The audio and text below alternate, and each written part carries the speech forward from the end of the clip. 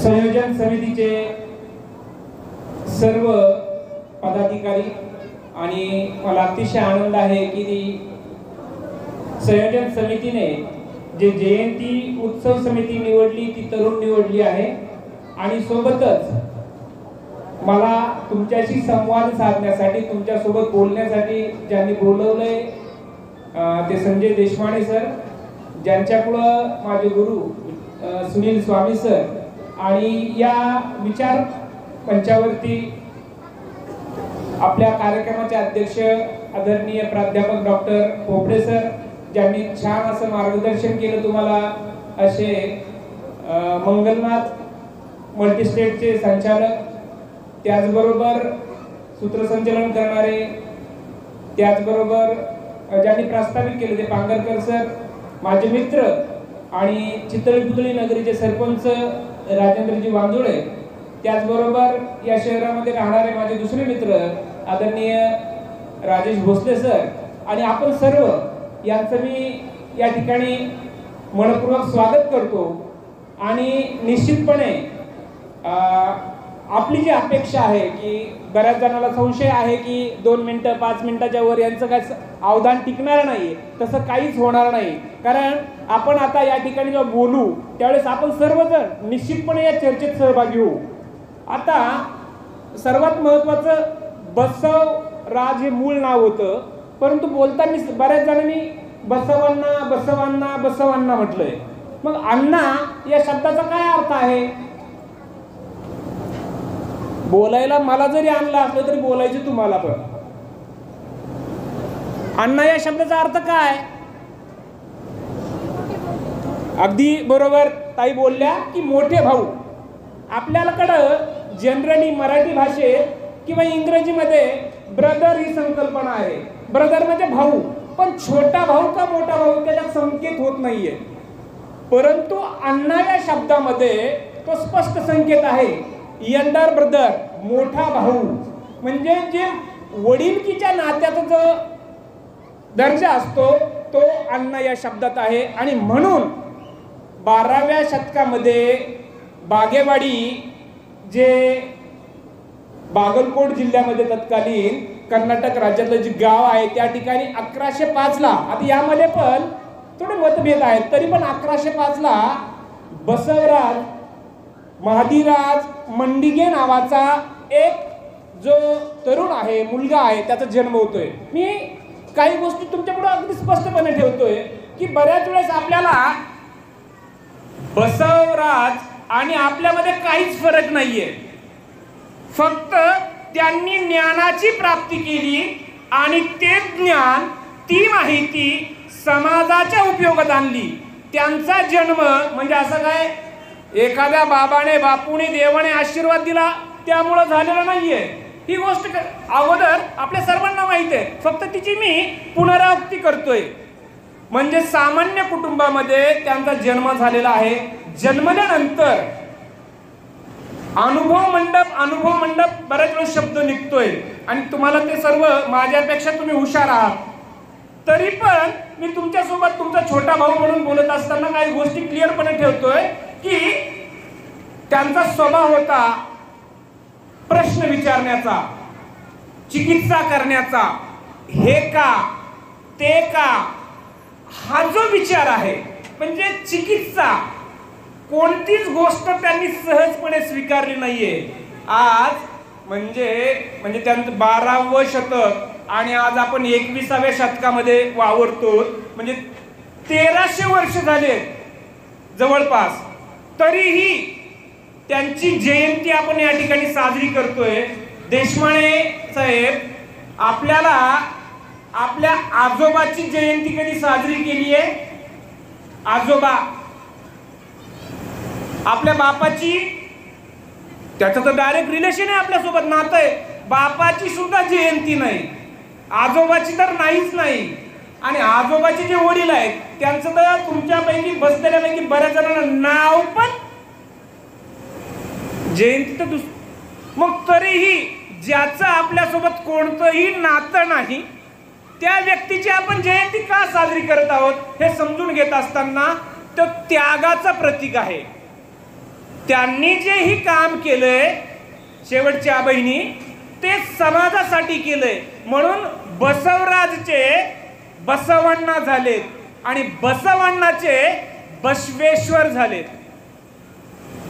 बसवराज, बसवण्णा आणि बसवेश्वर हा जो प्रवास आहे हा माणसं जोडण्याचा प्रवास आहे. आणि हे माणसं जोडत असताना आपण बघतोय, पटकन तुमच्याकडे येतो, माझ्या बहिणी या ठिकाणी खूप जास्त प्रमाणात आहेत.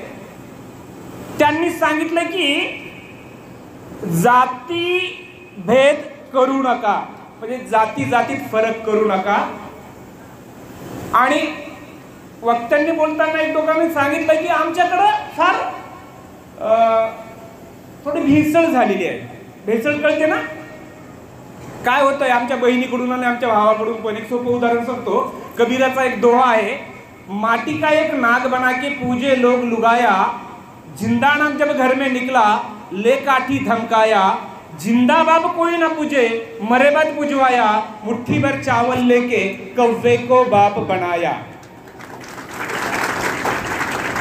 कबीर 13व्या शतकात, म्हणजे 13व्या-14व्या शतकात.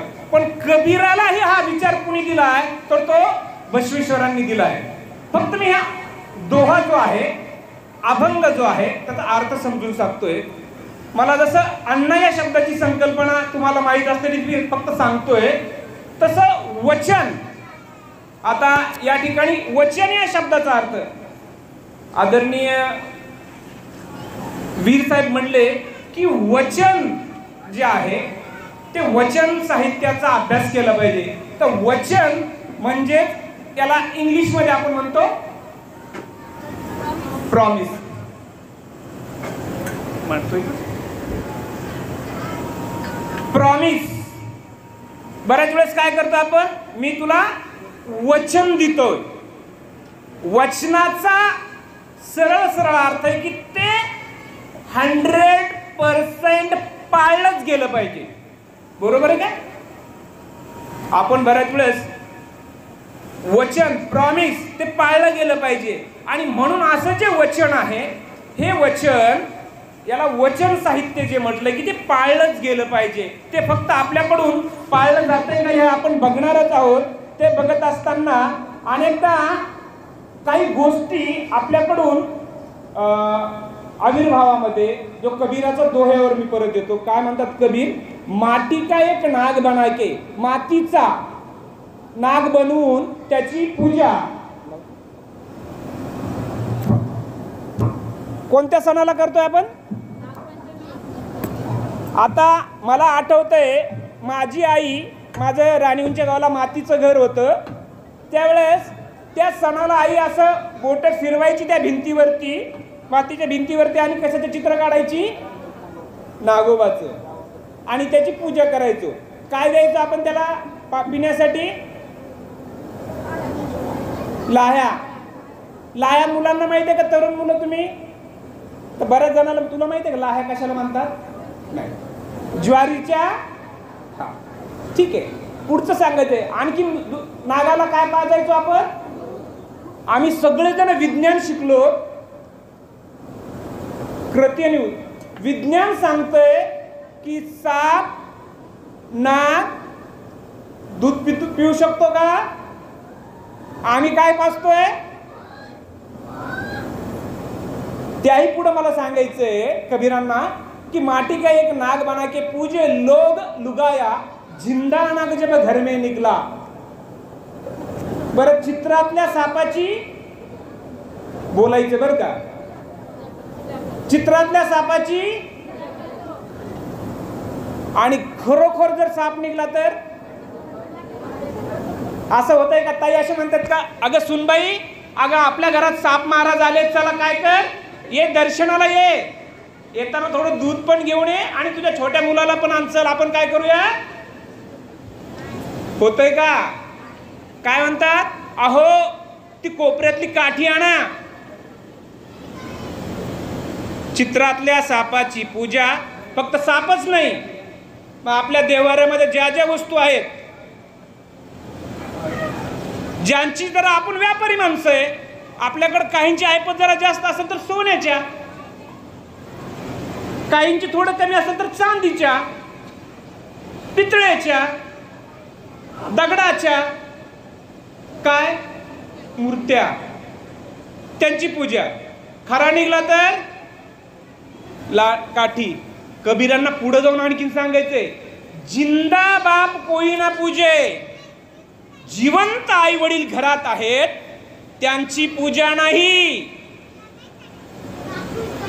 आता आई वडिलांची पूजा करायचं म्हणजे काय करायचं की लगेच त्यांचं सकाळी त्यांचे पाय धुवायचे, दर्शन घेणं अभिप्रेत नाहीये. त्यांची पूजा म्हणजे त्या म्हाताऱ्या आई वडिलांना 2 वेळा जेवण, वर्षभरामध्ये 2 ड्रेस, साडी जे असेल ते, आणि त्यांच्या सोबत फक्त आजारी पडले तर दवाखान्यात, आणि नातवांसोबत त्यांना खेळू देणं, बोलू देणं, हे कबीरांना अभिप्रेत आहे. आज वास्तवामध्ये आपण विचार करूया, काय आपल्या घरामध्ये आपले आई वडील यांच्यासोबत आपण असं वागतोय? विचार करावा लागेल. कबीर पुढे म्हणतात, जिंदा न पूजे, आणि मेल्यानंतर कावळ्याला. वास्तवाचा थोडा स्वीकार करून पुढे जाऊया. बसवराज किंवा बसवेश्वरांच्या प्रवासाला बघत असताना सर्वात अगोदर चिकित्सा कुठं सुरू झाली तर 8व्या किंवा 10वं वर्ष असेल. बहीण आहे त्यांची. काय बहिणीचं नाव?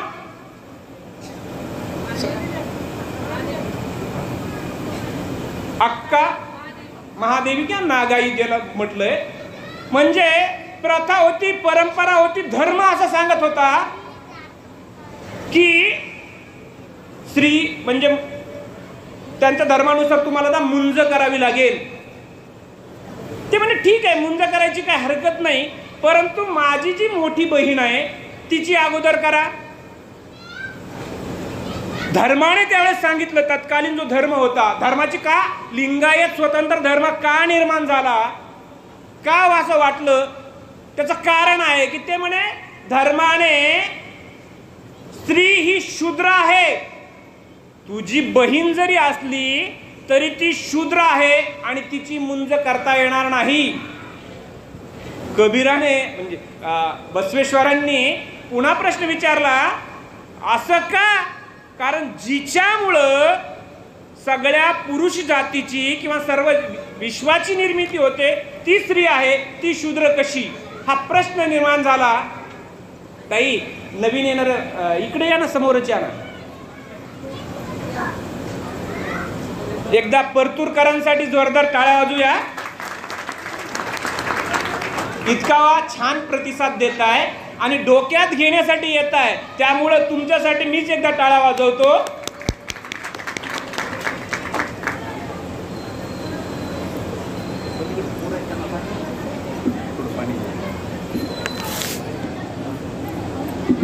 ताई पटकन बसा, आता लिंक नका तोडू. हा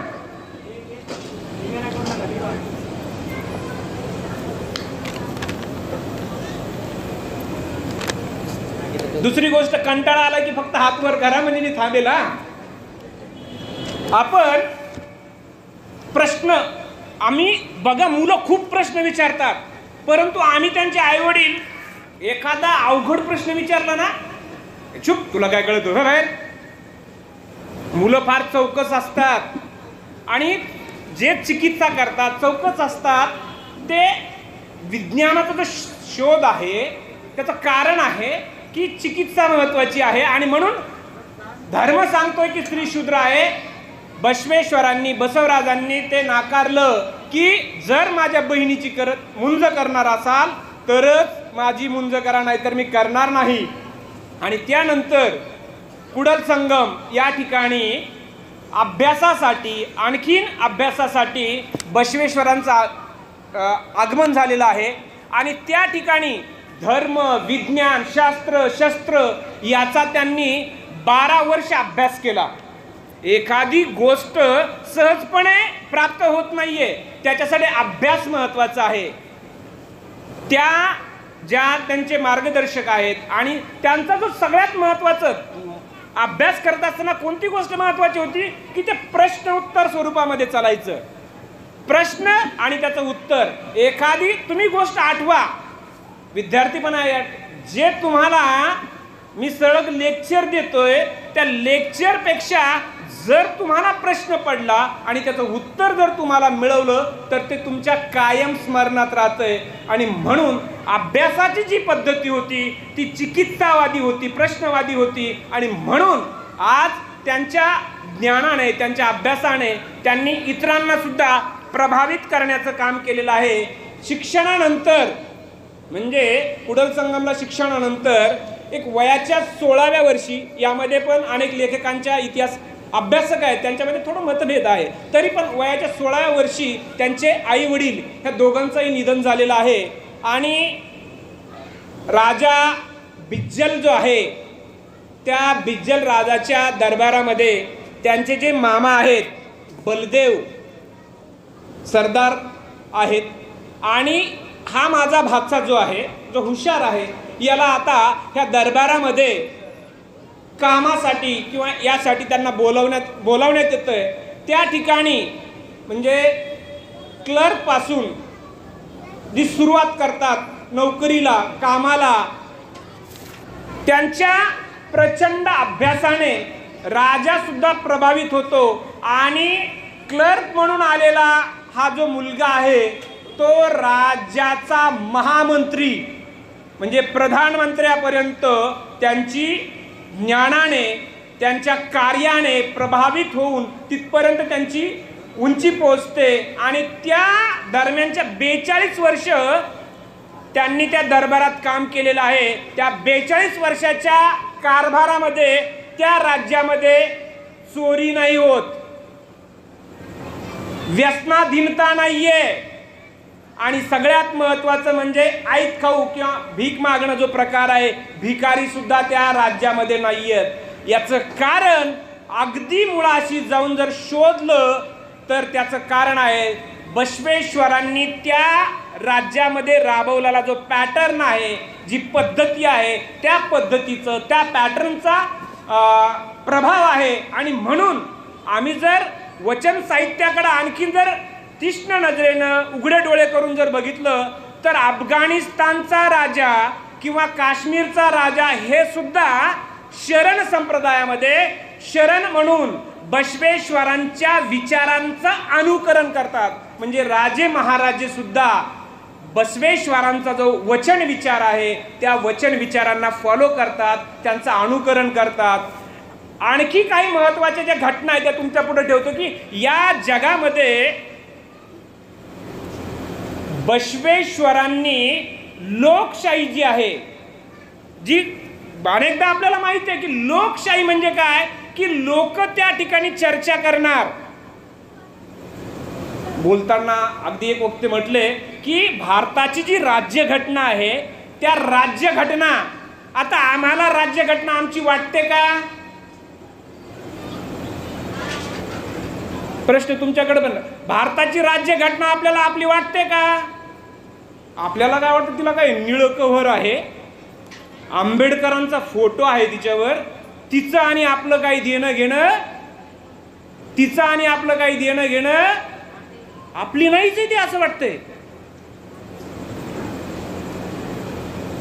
कारण आपल्यावरती त्या पद्धतीनं बिंबवलं गेलंय.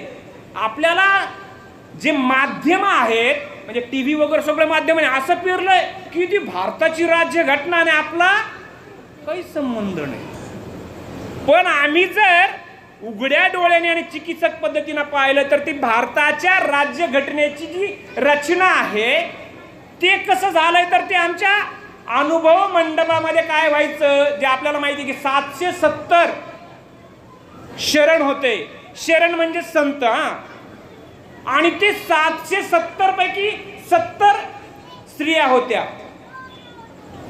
70 पैकी 32 किंवा 35 ज्या स्त्रिया होत्या त्यांनी अभंग लिहिलेत, वचन लिहिलेत, त्यांची चर्चा व्हायची. आणि अनुभव मंडपात आपण वारंवार बोलतो की तिथं काय व्हायचं, एखादा प्रश्न विचारला जायचा आणि त्या प्रश्नावरती चर्चा व्हायची, हा जो प्रश्न आहे हा योग्य आहे का अयोग्य आहे? वेगवेगळ्या लोकांची त्या बसलेल्या त्यांनी तो प्रश्नावरती चर्चा व्हायची. समजा काय कवे कैलास हे तत्व घ्यायचंय, तर हे तत्व याच्यावरती चर्चा व्हायची. किंवा दासोह, दासोह म्हणजे काय? तर तुम्ही जे कमावताय त्या कमविलेल्या उत्पन्नाचा काही भाग हा समाजाला परत करा. ज्या समाजातून तुम्ही प्रतिनिधित्व करताय, समजा आता मी नोकरीला आहे, तर मी माझ्या पगारातला, माझ्या वेतनातला काही हिस्सा 10%, 5% समाजाच्यासाठी खर्च केला पाहिजे. आता हा जयंतीचा कार्यक्रम आहे, हा जयंतीचा कार्यक्रम होत असताना यासाठी खर्च लागणार आहे, मग यासाठी आम्ही तो दिला पाहिजे. या दासोची मी संकल्पना सांगून पुढे जातोय. पण दासो घ्यायचं का यावरती व्हायची चर्चा, ज्याला आपण इंग्लिशमध्ये म्हणतो डिबेट अँड डिस्कशन. हे तत्व योग्य आहे का? महिला पुरुष सर्वजण चर्चा करायचे आणि बहुमताने दासो हे तत्व घ्यायला हरकत नाही. मतदान व्हायचं आणि मतदान होऊन ते कलम, ते वचन पास व्हायचं. भारताच्या संविधानामध्ये सुद्धा अशाच पद्धतीने प्रत्येक कलम, म्हणजे पूर्ण भारतभरातले जे वेगवेगळ्या संस्थांचे प्रतिनिधी होते, 46ला ज्यावेळेस संविधान सभा तयार झाली, वेगवेगळ्या राज्याचे प्रतिनिधी होते, राजांचे प्रतिनिधी होते, आणि ते सगळेजण त्या जवळपास 300, इकडं 70, तिथे 300 सभासद होते आणि त्यांच्यातल्या वेगवेगळ्या कमिट्या होत्या, त्या चर्चा करायचे. इकडं भारताच्या संविधानाचे अध्यक्ष संविधान सभेचे कोण होतं? नाही, संविधान सभेचे सांगता येईल? संविधान सभेचे अध्यक्ष महिलामधून कोणी सांगताय? इकडे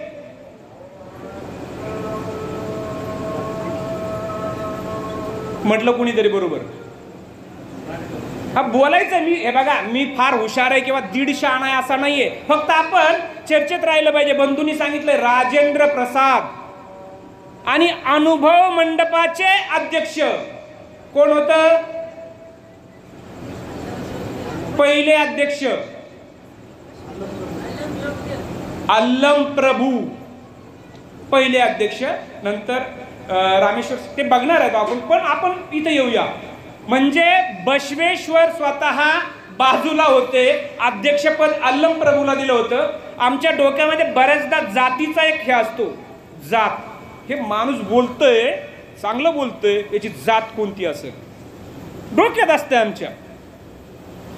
तसं जर आम्ही अल्लम प्रभूची जात शोधलीच,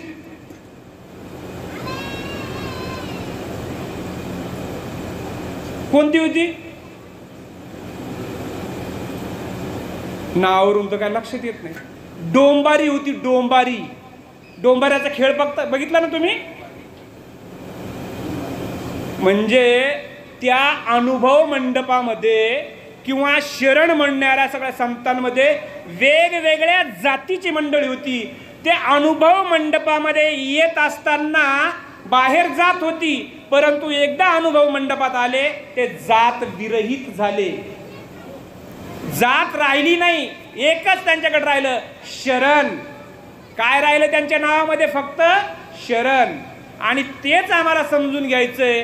भारताचं संविधान आम्हाला का आमचं वाटत नाहीये? तर राजेंद्र प्रसाद हे अध्यक्ष होते, त्यांच्या अध्यक्षशिवाय किंवा एखादं कलम, समजा कलम नंबर 340 किंवा कलम नंबर 25 किंवा कलम नंबर जे आहे अभिव्यक्ती स्वातंत्र्याचं किंवा RT ऍक्ट जो आहे आमच्या शिक्षणाचा 21, ते कलम याच्यावरती चर्चा व्हायची आणि हे सगळेजण चर्चा, डिबेट, डिस्कशनने तो कायदा पास व्हायचा, बहुमत व्हायचं. म्हणून भारताचं संविधान हे आमच्या अनुभव मंडपावरती आधारित आहे. ती विचारधारा, तो गाभा हा भारताच्या संविधानाने घेतला आहे. राजश्री शाहू महाराज यांचं एक पत्र व्यवहार आहे. प्रबोधनकार ठाकरेंना ते एक पत्र लिहितात प्रबोधनकार ठाकरे कोण? बाळासाहेब ठाकरेचे वडील. आजीला माहिती आहे, पण बाकीच्या नवीन तरुण हुशार मुली फक्त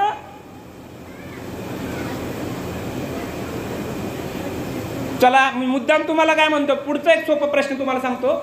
वट सावित्री पौर्णिमेला तुम्ही काय करताय? कुणाची पूजा करताय? वडाची. बघूया. आणि काय करताय? वडाची पूजा करत असताना वडाच्या फेऱ्याला दोरा. आणि काय मागणी असते तुमची?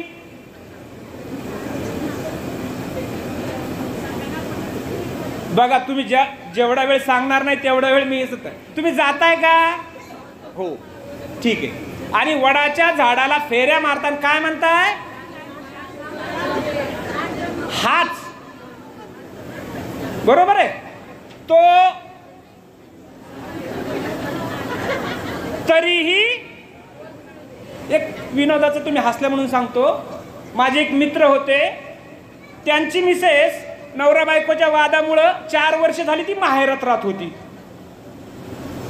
वट सावित्री पौर्णिमेला यांना माहीत झालं की ती पण पूजेला गेलेली आहे. मग 4 वर्ष झाले नवऱ्यासोबत नाहीये. वडाच्या झाडापाशी गेली आणि तिनं पूजा सुरुवात केली. याला जसंही माहीत झालं, मोटरसायकलवर गेला आणि जिथं वडाचं झाड होतं तिथंच तिला धरलं. पूजा करायची का? अरे जर तू पूजा करून जर तुला म्हणजे पुढच्या जन्मात बी माझी सोय नाही, तू 7 जन्म का मला असंच ठेवती? कळलं का नाही कळलं? ते आपलं असंच आहे. इकडं आपल्याला सांगितलंय इष्टलिंगाशिवाय इतर कशाचीच वडाच्या भोवती वेड्या मारायचा असेल का? सोमवारचा उपवास असेल का? मंगळवारचा सांगितलं असं आपल्या याच्यामध्ये वचन साहित्यामध्ये. तिकडं आंध्र प्रदेशमध्ये जायचं सांगितलंय का? आंध्र प्रदेशमध्ये माहिती आहे ना, तो काही ना संकेत अर्थाने कळून जाता का नाही? तिकडे गेल्यावर बरेच जण काय करतात, थोडस म्हणजे कडू आहे, जरा थोडं टोचा लागलं ना, वडाच्या भोवतीचं काढलं, तिकडचं काढलं. मी माझ्या मनाचा एकही शब्द सांगत नाहीये तुमच्या माहितीसाठी. मी सगळं वचन साहित्य जे आहे त्या वचन साहित्यावर बोलतोय.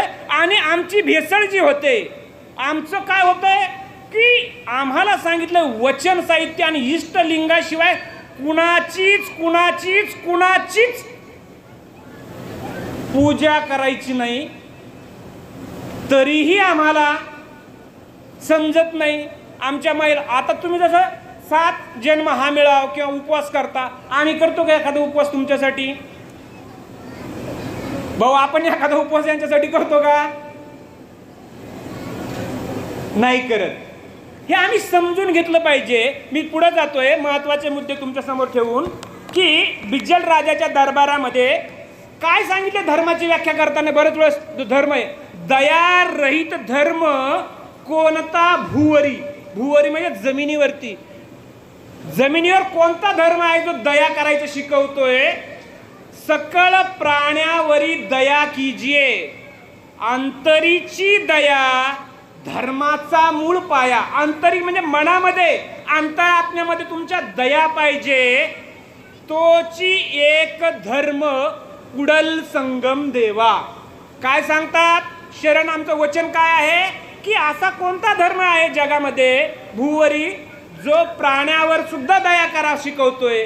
तो आहे आमचा वचन, जो लिंगायत धर्म. आम्ही बऱ्याचदा पुढे जात असताना त्यांनी मी मुद्दा जो सांगितला आहे की बाबा बोलताना म्हणतील कर्मकांडास नकार दिला. कर्मकांड म्हणजे काय? तुम्ही जी पूजा मांडताय वेगवेगळ्या वारी, तिला नकार दिलाय. तुम्ही एक वाळूचा एक हे करून पानं गिनं गोळा करून एक उपवास करताय. हरितालिका आहेत ना सगळ्या शेवटच्या, हरितालिका नावाचा उपवास करताय. थोडंसं का का कर बरं उपवास का करायचा तो? कुणी केला होता? पार्वतीने शंकराला म्हणजे महादेवाच्या प्राप्तीसाठी. ती कुमारिका होती. कुमारिका होती म्हणजे तिचं लग्न झालेलं नव्हतं. कुमारिका असणाऱ्या पार्वतीने शंकराच्या प्राप्तीसाठी केलेला तो उपवास आहे. तर आमच्या पार्वतीला प्रश्न देशमाने साहेब ऑलरेडी मग आहे तो शंकर. काय करतो आम्ही? फक्त काय झालंय, टीव्हीवरती येतोय, तिकडं सांगत इकडं सण येण्या अगोदर टीव्हीत येतो. सर जसं म्हणले की रील्स येतात आणि आम्ही आमचा सगळा मेंदू गहाण करून तसं केलं पाहिजे. तिकडं वाण येण्या अगोदर इकडं लगेच जाहिरात सगळं सुरू. आणि आम्ही खोट्या प्रतिष्ठेपायी एखादी स्त्री किंवा तुम्ही जास्त करता म्हणून तुमच्यावरती बोलतोय की आम्हाला चिकित्सा करावी लागेल. आमच्या मुलींना आमच्या मुलांना आम्हाला विज्ञानवादी बनवण्यासाठी शरण काय आहे आणि वचन काय आहे तो मूळ पाया समजून घेण्यासाठी त्यांना त्या पद्धतीने स्वतः अगोदर हे करावं लागेल. जुन्या काळामध्ये आपण बघा या ठिकाणी आजी आहेत. जर आजी बाळ रडायला लागलं, लहान लेकरू रडायला लागलं तर काय करायचे तुम्ही? सुनबाई असेल तर त्याला जवळ घे आणि छातीला लाव. आता काय करता?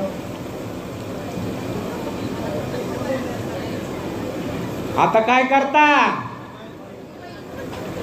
ते बघतो कार्टून. आता जी पिढी बिघडण्याचं जे कारण आहे ना, आता आपण वाचतो वर्तमानपत्रामध्ये वृद्ध आई वडिलांना काढून दिलं, आईचा सांभाळ करीत नाही, आईला शिव्या दिल्या, आईला मारलं. होतंय का? की मी माझ्या मनाचं सांगतोय.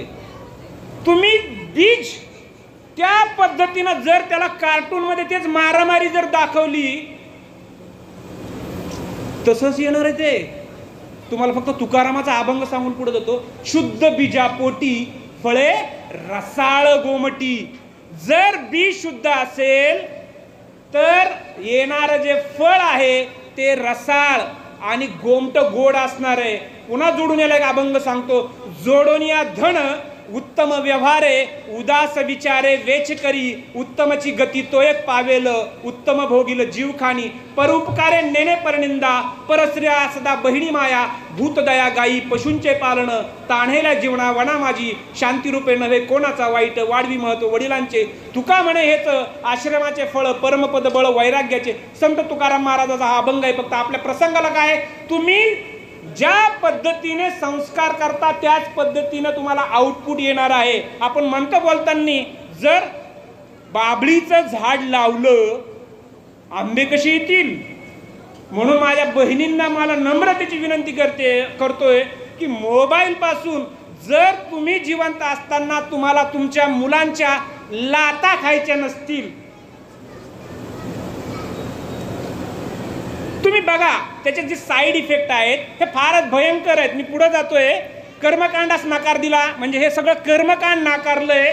त्याचबरोबर बुद्धिप्रामाण्यवाद म्हणजे खऱ्याला खरं आणि खोट्याला खोटं समजलं पाहिजे हे विचार सांगितलाय. आणि खऱ्याला खरं माना, तो विचार काय? खऱ्याला खरं, सत्याला सत्य जाणा, असत्याला असत्य जाणा. आणि तो विचार पेरत असताना त्यांनी ज्या सगळं भेसळ घेऊन चालले नाहीये, तर त्यांनी जो विज्ञानावर आधारित आहे आणि जो सर्वांना प्रमाणित आहे असाच विचार पुढे नेलेला आहे. आंतरजातीय विवाहाच्या संदर्भाने मी बोलत होतो की त्या काळामध्ये म्हणजे 12व्या शतकामध्ये पहिल्यांदा ज्यावेळेस लोक तयार झाले, विचारांनी ज्यावेळेस लोक तयार झाले, आंतरजातीय विवाह लावला. तो आंतरजातीय विवाह अनुभव मंडपाने तो आंतरजातीय विवाह लावायचा हा कायदा पास झाला. म्हणजे बसवेश्वर स्वतःच एखादं मी हा आदेश काढलाय.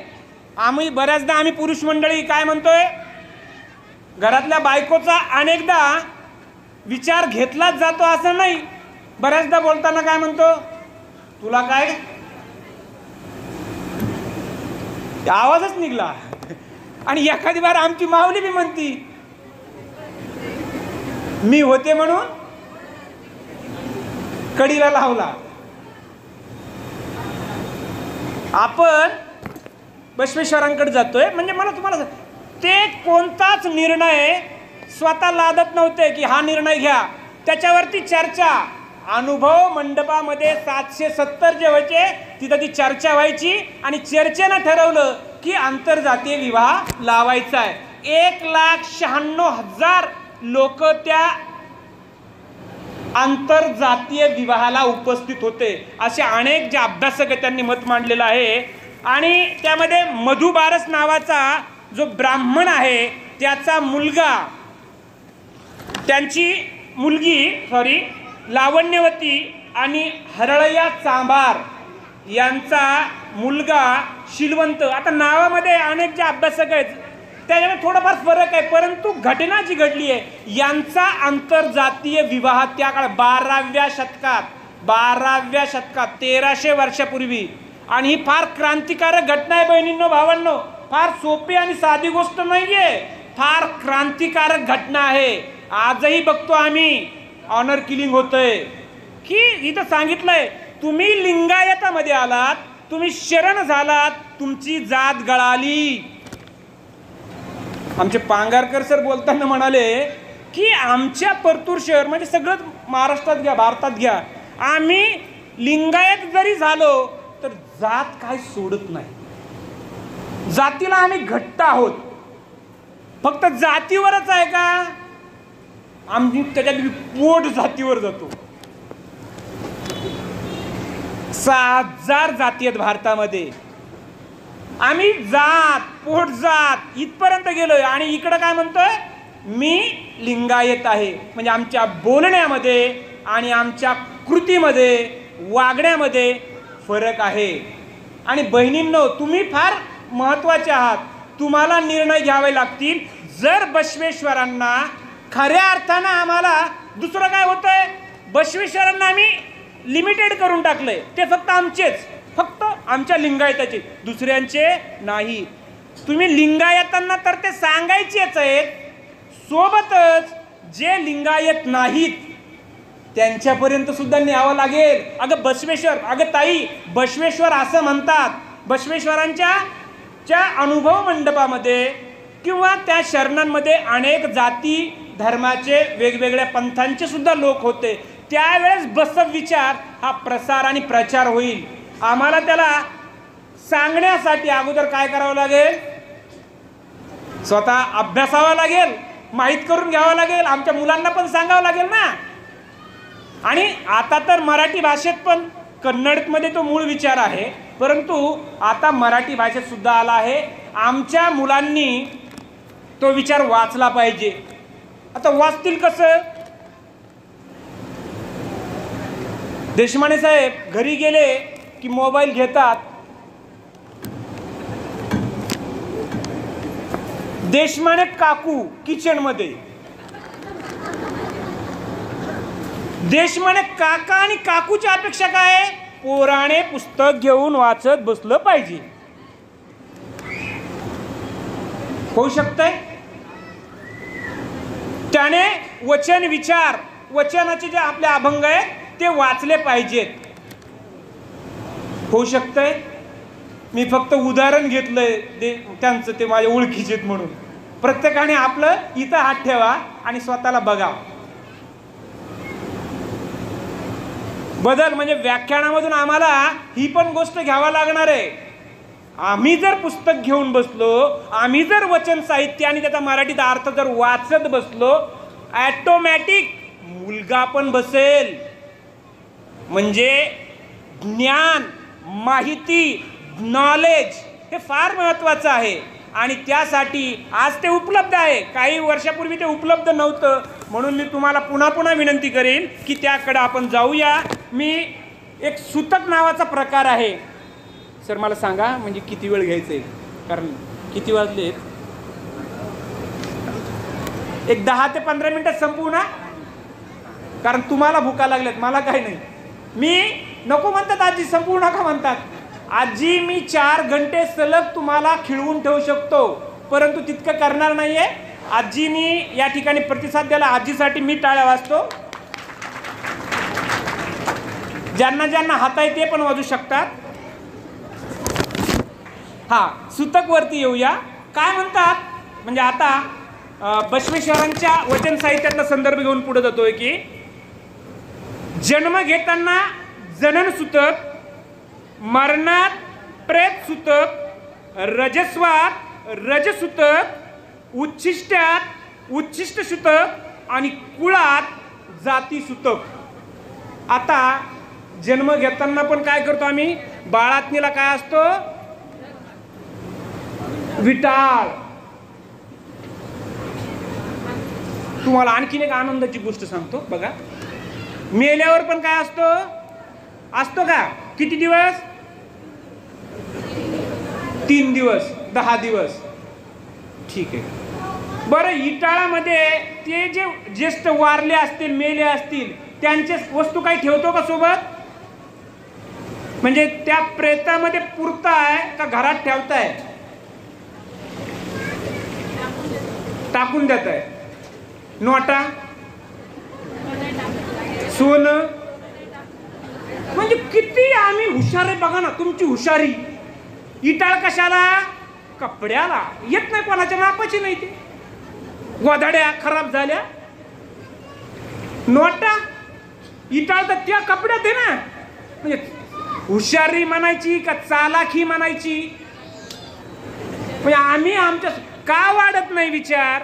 आणि इथं सांगितलंय की हा विटाळ म्हणजे तुम्ही 3 दिवस 1 दिवस नाही, काहीच नाही, विटाळच नाही. म्हणजे परत काय होतंय? आमची स्त्री जिच्यापासून माझा जन्म झालाय 4 दिवस काय करायचं? तिला शिवायचं. आम्ही बाई म्हणतो तिला काय करा? शिवू नका.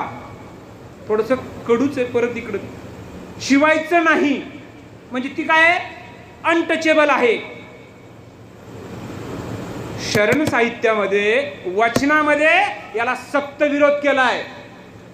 आमच्या काही मावल्या जुन्या काळातल्या, त्या बाईला लगे घराच्या बाहेरच तिचं ताट वेगळं व्हायचं का? होतं म्हणतात. म्हणजे आजही आहे. आणि आम्हाला वचन साहित्यात काय सांगितलंय? बिलकुल नाही. कुणी सांगितलंय? बसवेश्वरांनी. बदलावं लागेल का नाही? का नुसतं जयंती आली चालू? हे थोडं थोडं एकदाच बदलणार नाहीये. हळूहळू आजी, हळूहळू बसवेश्वरांनी जे सांगितलंय त्याचा आम्हाला स्वतःला अंगीकार करावा लागेल. बोलण्याने लोक सुधारतात नाही असं नाहीये, आम्हाला कृतीत करावी लागेल. आणि मग पुढं त्याच्यामुळेच म्हणतोय की जे 5 प्रकारचे विटाळ आहेत त्याला विरोध केलाय. मी पटकन पुढे जातो. आकाश एकच, शूद्र आणि शिवालयासाठी. जे आकाश आहे शूद्र माणसासाठी तेच आहे, आणि शिव जे मंदिर आहे त्याच्यासाठी सुद्धा काय आहे? एकच. पाणी एकच, शौच आणि आचमनासाठी. आता परत थोडंसं कडू आहे. आम्ही जे पाणी आहे हे पूजा करण्यासाठी किंवा प्राशन करण्यासाठी आणि सकाळी गेल्यानंतर धुण्यासाठी सुद्धा तेच पाणी. शौच शब्द वापरला. मी माझ्या मनाचा एकही शब्द सांगत नाहीये. म्हणजे आकाश एकच, शूद्र आणि शिवालयासाठी. पाणी एकच, शौच आणि आचमनासाठी. कुळ एकच, स्वतःला जाणून घेण्यासाठी. पहा हो पुढल संगम देवा. म्हणजे पाण्यात फरक नाहीये, आकाशात फरक नाहीये. आम्ही जातीमध्ये, कुळामध्ये जो भेद करतोय तो पूर्णतः चुकीचा आहे. इथं आम्हाला वैज्ञानिक दृष्टी या ठिकाणी सांगितलेली आहे. मी पटकन पुढे जाईल. आपल्याकडे मुहूर्त पाहायची बी फार सवय असते. मुहूर्त पहा. लग्न आहे 12:35चं, लागतं किती? मुहूर्त कितीचा? इथं वचन साहित्य तर मुहूर्तच पाहू नका. काय म्हणतात ते? वडीलधारी हीच म्हणती तोच शुभ दिन जाना हो. लग्न, राशी, कुळ तेव्हाच आहे शुभ जाना हो. उद्यापेक्षा आजचाच दिवस शुभ माना हो. उद्या करण्यापेक्षा, परवा करण्यापेक्षा, मुहूर्त पाहून काम ढकलण्यापेक्षा आजच करा. हे सांगतं आमचं बसव साहित्य. मी पटकन पुढे जातोय. बसव प्रज्ञा हा जो महत्वाचा मुद्दा होता माझा. प्रज्ञा शब्द आलाय. बसवेश्वरांनी बसव प्रज्ञाबाबत काय म्हटलंय त्याचं विश्लेषण सांगून मी या ठिकाणी थांबणार आहे.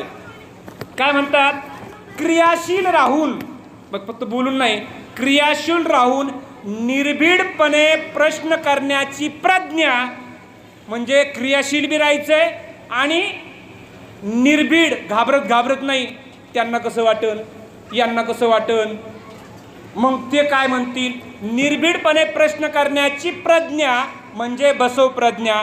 पुढे ते म्हणतात, गेल्या 5000 वर्षापासून अंधारात चाचपडणाऱ्यासाठी प्रकाशाकडे वाटचाल, म्हणजे अंधार आहे आणि प्रकाशाकडं, म्हणजे आपण काय केलं, दीप प्रज्वलन केले. त्याचा सांकेतिक अर्थ आहे, जो अज्ञानाचा अंधकार आहे तो आम्हाला दूर करायचा आहे आणि ज्ञानाचा प्रकाश या ठिकाणी घेऊन जायचं आहे. त्यालाच आमच्या नामदेव रायांनी फार छान म्हणलंय, ज्ञानदीप लावू जगी, नाचू कीर्तनाच्या रंगी, ज्ञानदीप लावू जगी. आणि तेच आम्हाला या ठिकाणी सांगितलंय की करुणेचा साक्षात्कार घडणे, सर्व तऱ्हेची समानता या तत्वात जाणणे म्हणजे बसवेश्वराची बसव प्रज्ञा.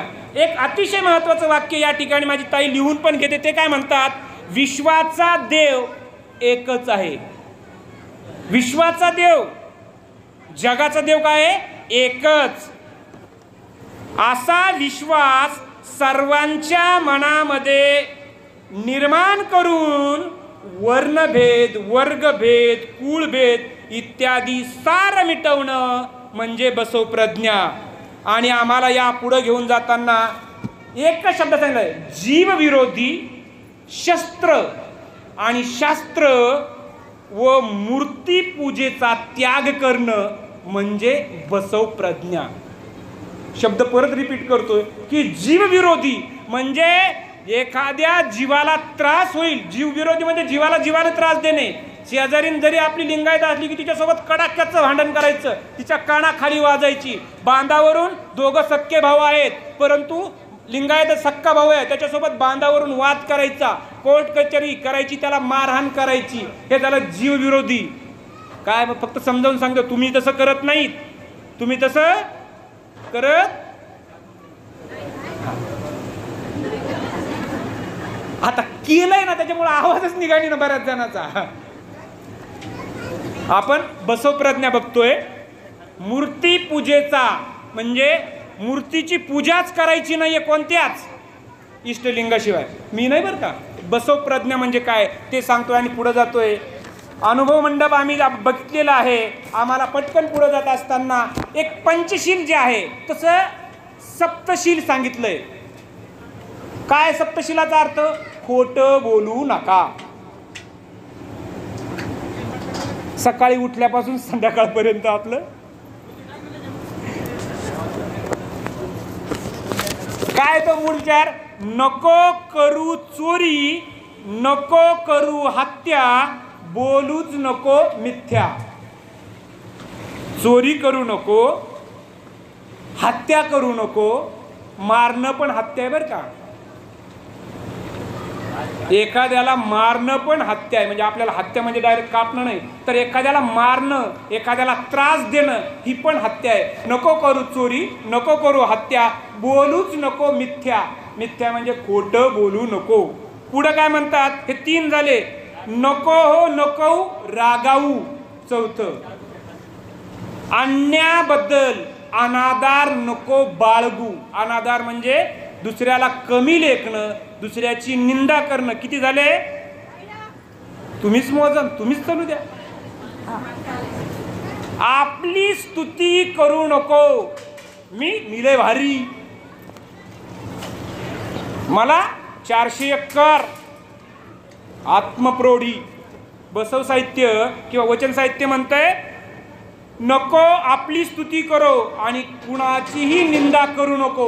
हे किती झाले आता, सप्तशील, 7 प्रॉमिस. इकडे गौतम बुद्धांनी पंचशील सांगितले, पानाती पाता वेरमणी सिक्कापदम समाधी आम्ही. इकडं वर्धमान महावीरांनी समकालीन आहेत, त्यांनी पण पंचमहाव्रते सांगितलेत.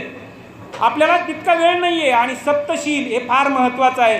7 प्रॉमिस आम्हाला हे पुढे घेऊन जाण्यासाठी फार महत्वाचे आहे. मी पटकन पुढे जात असताना अगदी वेळेचं भान आहे. 9:15 झालेले आहेत. माझ्यानंतर आणखीन 4 जण बोलणार आहेत. नाही, फक्त सर बोलणार आहेत 5 मिनिटं आणि नंतर मी शेवटाकडे येतोय. शेवट करत असताना मी अगदी महत्वाच्या गोष्टी, आता आम्ही सगळं विचारलंय, तुमचे चेहरे सांगतात की तुम्हाला पटलं का नाही पटलं. पटलं असलं तर धन्यवाद देशमाने साहेबाला, आणि आता माझे गुरु आहेत मार्गदर्शक सुनील स्वामी सर किंवा विभूते सर, त्यांना द्यायचे असेल तर. पुढे जाऊया की बसव कल्याण, एक काय उल्लेख आले बघा. कल्याण, जसं जन्म त्यांचं बागेवाडी, परत आलंय कुडल संगम, हे महत्वाचे स्थळ आहेत. आम्ही सगळीकडे जातो. या प्रेरणा स्थळाला कोण कोण गेलेलं आहे? हात वर करा. एक आहे. तुम्हाला हात जोडून विनंती आहे, तुम्ही मरण्या अगोदर, थोडं कडूच आहे, तुम्ही पण बरं का, तुम्हाला वाटलं आपल्याकडनं आलं, ह्या स्थळाला भेट द्या. आपण सगळीकडे जातो, जा, 4 धाम करा, 8 धाम करा, जा, पण इथं पण एकदा जा. कारण हे प्रेरणा स्थळ आहेत, स्फूर्ती स्थळ आहेत. तिथं बघितलं पाहिजे की हे सगळं जे बोलले वचन साहित्य, ह्या स्थळाला जाऊन, कुडल संगमला जाऊन, आम्ही कर्नाटक राज्यामध्ये, आपल्याकडे शिवाजी महाराजांचे पुतळे आहेत का नाही? मी स्वतः कर्नाटकमध्ये गेलो होतो. त्या ठिकाणी घोड्यावर बसलेले कुणाचे पुतळे आहेत? आम्ही शिवाजी महाराजांचे पुतळे बघितलेत, परंतु कर्नाटक राज्यामध्ये त्यांचे म्हणजे बसवेश्वरांचे सुद्धा स्टॅच्यू. इथंच कुठं कळलं ना आपल्याला, मोबाईलमध्ये नाही, तिथं जावं लागेल, प्रत्यक्ष त्या भूमीला बघावं लागेल. म्हणून माझी विनंती आहे, थोडंसं कडू आहे. आणि हे जे मी स्थळ म्हणतो ना, कुडल संगम, कृष्णा नदी आणि मलप्रभा नदी, ह्या ज्या 2 नद्या आहेत, मुलांना पण माहीत होईल, मुलींना, प्रत्यक्ष नदी कशी असते. आता नद्या तर बरंच राहिलं ना, मग नदी कशी असते. नदी संकल्पना पुस्तकातच, हिला नदी म्हणतात नाही, घेऊन जा, पर्यटन म्हणून जा, तीर्थस्थान म्हणून जा, आणि एकदा बघा. त्या ठिकाणी ते संगमावरती ते स्थान आहे. आणि लिंगायत हा स्वतंत्र धर्म होता. जवळपास 1931 पर्यंत त्याची नोंद सापडते.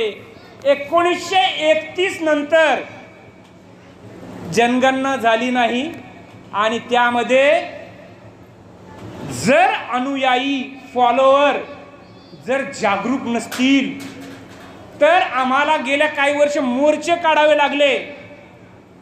लिंगायताला स्वतंत्र धर्म म्हणून दर्जा द्या. आता कन्फ्युजन आहे. इथल्या माध्यमांनी, इथल्या व्यवस्थेने तुमच्या डोक्यामध्ये काही भेसळ करून टाकलेली आहे, आणि आम्ही त्या भेसळीमध्ये आमचं स्वतंत्र अस्तित्व विसरून गेलो आहोत. म्हणून मी तुम्हाला, माझी विनंती आहे की आपण आमच्या मुलांना समजून घेत असताना याही गोष्टीचं ध्यान धरूया. आणि अगदी बसव विचार जो आहे, तो बसव विचार पुढे नेत असताना, म्हणजे मी जे म्हणलो ना, 1871 ते 1971 पर्यंत, 31 पर्यंत स्वतंत्र धर्माची आमची नोंद होती. स्वतंत्र धर्म का, म्हणजे ह्या आत्ता नाही केला, तो बसवेश्वरांनी का लिंगायत धर्माचं केलं, त्याचे 4 महत्त्वाचे कारण सांगून थांबतोय. की कशामुळे? यज्ञयाग नको, मूर्तीपूजा नको. नंतर याला विरोध केला, लिंग, इष्टलिंग आहे, हेच एकमेव पूजा करण्यासाठी महत्त्वाचं आहे. पंचांग, अंधश्रद्धा याला मूठ माती दिली. आणि जे सर्व स्त्री आणि पुरुष आहेत हे एक आहेत. स्त्री म्हणून, मुलगी म्हणून आम्ही बघतोय की ज्या भ्रूण हत्या होतात, हा जो भेद होतोय, आम्ही इतके प्रगत झालो की कुठं कुठं जाऊन चेक करतो. आणि मुलगी असेल तर, हा सुद्धा आजच्या व्याख्यानाचा विषय आहे की आम्ही वचन साहित्याचे फॉलोवर, आम्ही जर स्वतःला लिंगायत म्हणून घेत असू, आणि हा फक्त लिंगायतासाठी नाही आहे, तर मानवतावादी धर्म आहे. आणि सर्व मानवासाठी आम्हाला हा विचार एकत्रपणे पेरावा लागणार आहे. शेवट करत असताना 1 मिनिटाची गोष्ट सांगून थांबवावं लागणार आहे. काय आहे की वनवा, आग माहिती आहे ना, जंगलाला आग लागते. जंगल कुणी बघितलंय? नाही बघितलं. झाडच झाड, जंगल म्हणजे त्या जंगलाला आग लागते आणि आग लागल्यावर सगळं जो जाळ आहे त्या सगळ्या जंगलाला व्यापत चालतो. जंगलामध्ये वाघ आहेत, सिंह आहेत, हत्ती आहेत, आणखी कोल्हा आहे, पक्षी आहेत का, वेगवेगळे पक्षी आहेत. सगळेजण बघतात, अरे जंगलाला आग लागली, जंगलाला आग लागली, जंगलाला आग लागली. सैरा वैरा चर्चा, अरे जंगलाला आग लागली. एक चिमणी पाहिली, चोचीमध्ये ज्या ठिकाणी पाणी आहे ना तिथून पाणी घेते आणि जिथं आग लागली आहे तिथं टाकते. तिथं चालू राहतं तिचं काम. माकड आहे ना बघत, ए चिमणे काय करायला लागली ग, तुझ्या चोचीतल्या पाण्याने ही आग विझणार आहे का. तिला खिजवतं. वाघ वगैरे बघतात, अरे आग लागली रे, आग लागली रे. चिमणीचं उत्तर महत्वाचं आहे. चिमणी काय उत्तर देते, माकड दादा माझ्या चोचीतल्या पाण्याने ही आग विझली जाणार नाहीये, पण ह्या आगीचा, वचन साहित्याचा जसा इतिहास आहे, त्या आगीचा इतिहास लिहिला जाईल आणि इतिहासामध्ये 4 प्रकारच्या लोकांची यादी होईल. एक, आग लावणारे. दुसरी, लावलेली आग पाहणारे. तिसरी यादी होईल, जे विझवणारे त्यांची उडवणारे, त्यांची मजा त्यांना रोखणारे. आणि चौथी होईल विझवणारे. आग विझवणाराच्या यादीमध्ये